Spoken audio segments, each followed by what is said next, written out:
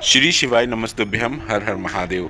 28 अगस्त 2023 बहुत विशेष दिन है और बहुत विशेष तिथि भी है। सावन का आखिरी सोमवार तो है ही और साथ में सावन का आखिरी प्रदोष भी है।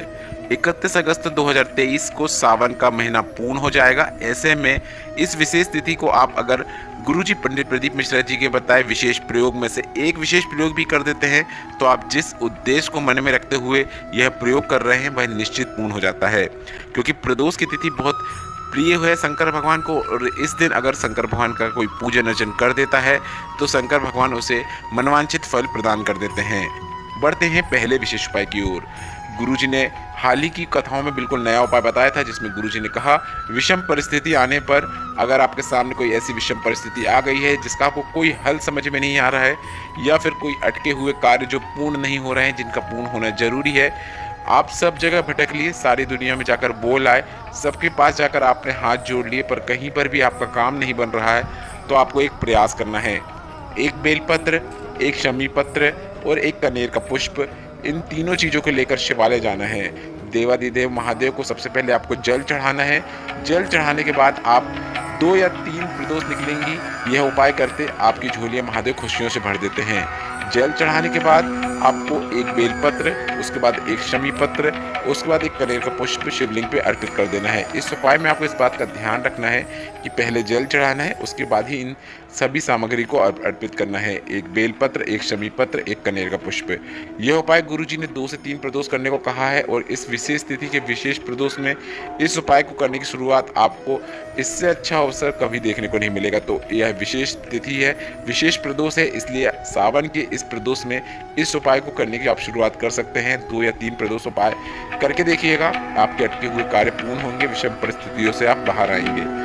बढ़ते हैं दूसरे विशेष उपाय की ओर। गुरुजी ने कहा आपको एक नियम बनाना है प्रदोष का। गुरुजी ने सभी से प्रदोष में एक विशेष नियम बनाने को हाल ही की कथाओं में कहा है। गुरुजी ने कहा प्रत्येक प्रदोष के दिन आपको शंकर भगवान के मंदिर में एक दीपक प्रज्वलित करना है। शंकर भगवान के मंदिर में अगर आप दीपक प्रज्वलित कर रहे हैं तो उसमें आप गोल बाती का उपयोग कर सकते हैं और गुरुजी ने यह नियम बनाने को सभी से कहा है। गुरुजी ने कहा कि आपको भोलेनाथ के मंदिर में एक दीपक प्रज्वलित करना है और दूसरा दीपक आपको अपने घर के मुख्य द्वार के बाहर प्रज्वलित करना है। मतलब मुख्य द्वार के बाहर इस प्रकार से दीपक प्रज्वलित करें कि आपका मुख घर की ओर हो और दीपक आपको अपने सीधे हाथ की ओर लगाना है। इस प्रकार से 2 दीपक आपको प्रदोष में लगाना शुरू कर देना है। प्रत्येक प्रदोष में लगाइए। 2 दीपक में से घर में जो दीपक लगेगा उसमें आप लंबी बाती का उपयोग कीजिएगा, क्योंकि यह वंश वृद्धि और लक्ष्मी प्राप्ति के लिए इस प्रकार से शाम के समय प्रदोष काल में प्रदोष के दिन दीपक प्रज्वलित किया जाता है। और दीपक की जो लौ रहेगी, बाती रहेगी, वह बाहर की ओर होना चाहिए। इस प्रकार से आपको दीपक प्रज्वलित करना है। आपके घर में कभी भी धन्य धान्य की कोई कमी नहीं रहने वाली है और जीवन में सुख समृद्धि की वृद्धि होती है। इसलिए गुरुजी ने सभी से इस सावन के महीने से या फिर आने वाले साल भर में जितनी भी प्रदोष में सभी में आपको इस विशेष नियम को अपने जीवन में उतारने को कहा है। बढ़ते हैं तीसरे विशेष उपाय की ओर। सत्यम शिवम सुंदरम शिव महापुराण कथा में गुरुजी ने एक बिल्कुल नए उपाय की जानकारी दी थी, जिसे आपको इस सावन के आखिरी सोमवार को करना है। क्योंकि यह उपाय सोमवार से ही किए जाते हैं, मतलब सिर्फ सोमवार के सोमवार करना है। प्रत्येक सोमवार में उपाय करने होते हैं और गुरुजी ने यह उपाय आपको 5 से 7 सोमवार करने को कहा है। और अगर इस उपाय की करने की शुरुआत आपने अगर अभी तक नहीं की है तो इस सावन के आखिरी सोमवार से आप शुरुआत कर सकते हैं। वर्ष भर किसी भी 5 से 7 सोमवार में आप यह उपाय कर सकते हैं। काफ़ी विशेष और सरल और आसान उपाय है। यह उपाय विषम परिस्थितियों से बाहर आने के लिए किया जाता है, अटके हुए कार्यों को पूर्ण करने के लिए किया जाता है।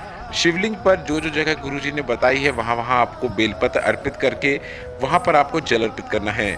सबसे पहले आपको गणेश भगवान के स्थान पर बेलपत्र अर्पित करना है। इसके बाद इसके ऊपर आपको थोड़ा सा जल अर्पित कर देना है। इसके बाद आपको शरण्य कार्तिकेय भगवान के स्थान पर बेलपत्र अर्पित करना है। इसके बाद उसके ऊपर भी थोड़ा सा जल अर्पित कर देना है। एक कलश का जल ही सभी जगह आप थोड़ा थोड़ा अर्पित कर सकते हैं। इसके बाद आप माता अशोक सुंदरी के स्थान पर बेलपत्र अर्पित करें। इसके बाद यहाँ पर भी थोड़ा सा जल अर्पित कर दें। इसके बाद आप माता पार्वती के हस्तकमल शिवलिंग का जो कटीय भाग होता है वहाँ पर बेलपत्र अर्पित करें और इसके बाद उस बेलपत्र में भी थोड़ा सा जल अर्पित कर दें। इसके बाद शिवलिंग के ऊपर बेलपत्र अर्पित करें। इसके बाद पूर्ण जल जो कलश में बचा हुआ है वह शिवलिंग के ऊपर ही अर्पित कर दें। शिवलिंग के ऊपर बेलपत्र अर्पित कर रहे हैं तो आपको इस बात का ध्यान रखना चाहिए कि बेलपत्र की डंडी आपके विपरीत ओर होनी चाहिए। बस इतना ही करना होता है। गुरुजी ने कहा 5 जगह बेलपत्र अर्पित करके अगर आप 5 जगह जल अर्पित कर देते हैं तो आपके अटके हुए कार्य पूर्ण होना शुरू हो जाते हैं। आप इसके बाद अपनी मनोकामना भी बोल सकते हैं। मनोकामना भी 2 माह के अंदर पूर्ण होती हुई आपको नजर आने लगेगी। यह उपाय आपको उत्तर मुखी होकर करना है, मतलब आपका मुख उत्तर दिशा की ओर हो। मतलब आप इस प्रकार से बैठे कि आप जलाधारी के विपरीत ओर हो। शिवलिंग का जो कटी भाग होता है वहाँ पर आपको बैठना है और उस स्थान से ही बैठकर आपको जल अर्पित करना है। और यह उत्तर मुखी होकर किए जाने वाला एक विशेष उपाय है जिसे आपको 5 से 7 सोमवार करना है। आपको सफलता निश्चित प्राप्त होती है। बढ़ते हैं चौथे विशेष उपाय की ओर। सीहोर कोबरेश्वर धाम में हुई महाशिवरात्रि शिव महापुराण कथा के गुरुजी ने एक विशेष उपाय की जानकारी दी थी। यह उपाय आपको किस प्रकार करना है पहले आप यह समझ लीजिए।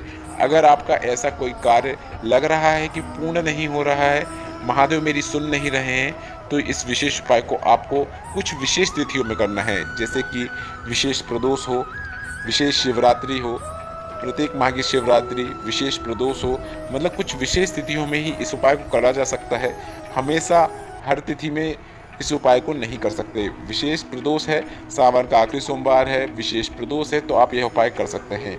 आपको एक कलश लेकर शिवालय पहुंच जाना है और आपको जल चढ़ाने की शुरुआत सबसे पहले गणेश भगवान के स्थान से करना है। इसके बाद आपको माता अशोक सुंदरी के स्थान पर जल अर्पित करना है। इसके बाद आपको शरणानंद कार्तिकेय भगवान के स्थान पर जल अर्पित करना है। जी हाँ, मैंने गणेश भगवान के बाद शरणानंद कार्तिकेय नहीं कहा है, मैंने माता अशोक सुंदरी कहा है, क्योंकि इस उपाय के अंतर्गत गुरुजी ने भी ऐसा ही कहा था। इसके बाद जब शरणानंद कार्तिकेय भगवान के स्थान पर आपने जल अर्पित कर दिया, उसके बाद आपको माता पार्वती के हस्तकमलों पे जल अर्पित करना है। थोड़ा सा जल आप अपने जल कलश में बचा लें। इस बचे हुए जल कलश को आपको शिवलिंग के ऊपर नहीं अर्पित करना है, मतलब शिवलिंग का जो कटीय भाग है उसके बाद आखिरी में हर उपाय में हम यह करते हैं कि शिवलिंग के ऊपर जल अर्पित करते हैं, तो इसमें आपको शिवलिंग के ऊपर जल नहीं चढ़ाना है। इस प्रकार से बचा हुआ जो कलश में जल है उसे आपको बेलपत्र के पेड़ के नीचे जाकर श्री शिवाय नमस्तुभ्यम या फिर नमः शिवाय या फिर ओम नमः शिवाय बोलते हुए बेलपत्र के पेड़ के नीचे वह जल चढ़ा देना है। बस इतना ही करना है। इस प्रकार से जल चढ़ाने से महादेव चिंतित हो जाते हैं कि मेरा भक्त है ऐसा क्यों कर रहा है। फिर महादेव माता पार्वती से कहते हैं मेरा भक्त है, परेशानियों से घिरा हुआ है, भले ही उसने मेरे शिवलिंग पर जल ना चढ़ाया हो पर उसने तुम्हारे हस्तकमल में मतलब शिवलिंग के कटी भाग पर जल चढ़ाया है, तो मैं जितना उसे प्रदान करता हूँ तुम उससे उसे 2 गुना प्रदान कर देना। पर यह उपाय सिर्फ विशेष तिथियों में करना है, इस बात का आप ध्यान करें, रोज नहीं कर सकते। 28 अगस्त की सोमवार की विशेष प्रदोष के दिन यह उपाय करके आप अधिक से अधिक लाभ प्राप्त कर सकते हैं। बढ़ते हैं 5वें और अंतिम विशेष उपाय की ओर। तीर्थों की गुरु की भूमि पुष्कर राजस्थान में गुरुजी ने एक सावन में किए जाने वाले विशेष उपाय को बताया था। अगर 32, 37, 38, 40, 42 साल के हो गए और शादी नहीं हो रही है तो सावन में आपको 2 कलश से जल अर्पित करना है।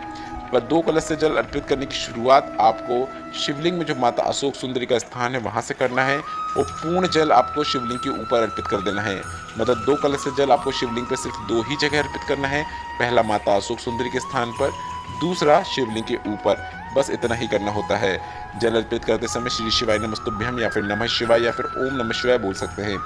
गुरुजी ने कहा यह नियम अगर आप सावन के महीने में सिर्फ बना लेते हैं, 3 से 4 या फिर 5 से 7 दिन बना लेते हैं, तो अगर आप 7 दिन भी लगातार यह जल शिवलिंग पर अर्पित कर रहे हैं तो 3 से 4 माह में आपका विवाह के योग बन जाते हैं और आपका मंगल विवाह होता है। बस इतना ही करने से शीघ्र विवाह की प्राप्ति होती है, मंगल विवाह की प्राप्ति होती है, अच्छे रिश्ते की प्राप्ति होती है। अगर आप यह उपाय कर रहे हैं तो काफ़ी अच्छी बात है। अगर घर का कोई सदस्य कर रहा है तो उनका नाम और गोत्र बोलते हुए भी यह उपाय कर सकता है। इस वीडियो में बताया गया उपायों से संबंधित अगर अभी भी आपके मन में कोई प्रश्न हो तो वे प्रश्न आप कमेंट के जरिए पूछ सकते हैं। मेरे द्वारा दी गई जानकारी अगर आपको उपयोगी लगी हो तो इस वीडियो को लाइक करके कमेंट बॉक्स में हर हर महादेव टाइप करना मत भूलिएगा। श्री शिवाय नमस्तुभ्यम। हर हर महादेव।